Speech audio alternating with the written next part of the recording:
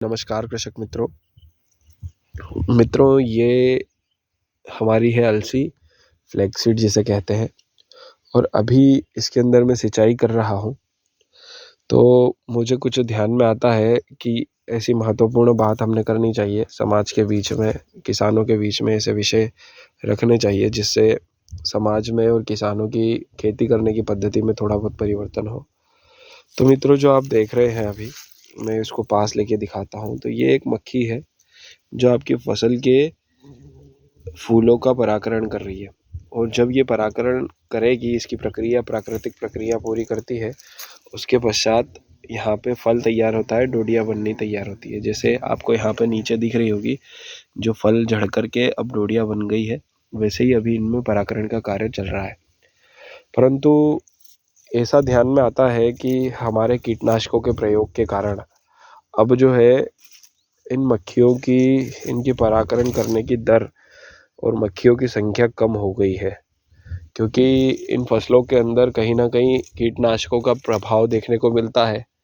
क्योंकि जब हम इसका बीज की बिजाई करते हैं, तब भी हम इसके अंदर दवाई मिला करके इसको डालते हैं। दूसरा, बीज में हम लोग उसको जब सीड ट्रीटमेंट करते हैं, जब बुआई का समय, उस समय से लगा करके, यदि आपके खेत में खरपतवार है तो आप खरपतवार की करते हैं, यदि आपकी फसल में इल्ली आ जाती है इल्ली की करते हैं, मच्छर आ जाते हैं मच्छर की करते हैं। मतलब हर चीज़ में, हर क्षेत्र में आप लोग इसके अंदर कीटनाशकों का प्रयोग करते हैं। और आप क्या, सभी किसान करते हैं, मैं भी करता हूँ। परंतु इसके क्या दुष्प्रभाव आज देखने को मिल रहे हैं।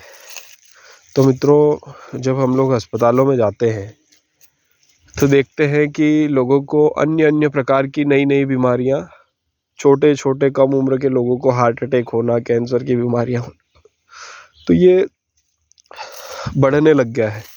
तो इसका मुख्य कारण मेरे ध्यान में यही आता है कि हमने जो हमारा पारंपरिक तरीका था जैविक का, फसल पैदा करके खाने का, वो हमने पूरा छोड़ दिया और हम पूरा पश्चिम आधारित कृषि करने लग गए आज की तारीख में।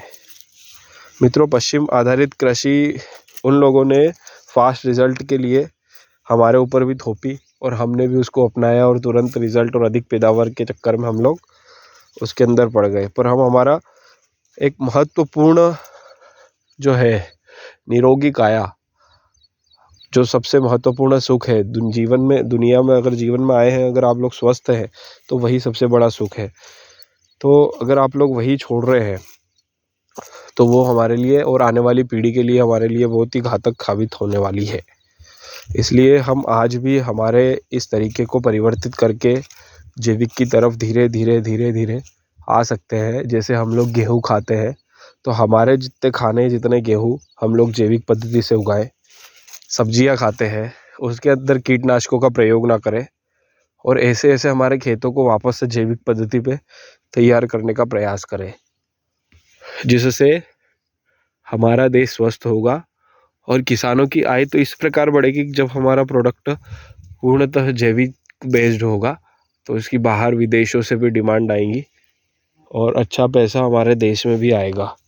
तो किसान की उन्नति तो तय है। यदि हम लोग हमारी पारंपरिक खेती के ऊपर आएंगे तो हमारी उन्नति तय है। इसलिए आप निश्चिंत रहिए और जैविक खेती के ऊपर डाइवर्ट होइए। धन्यवाद।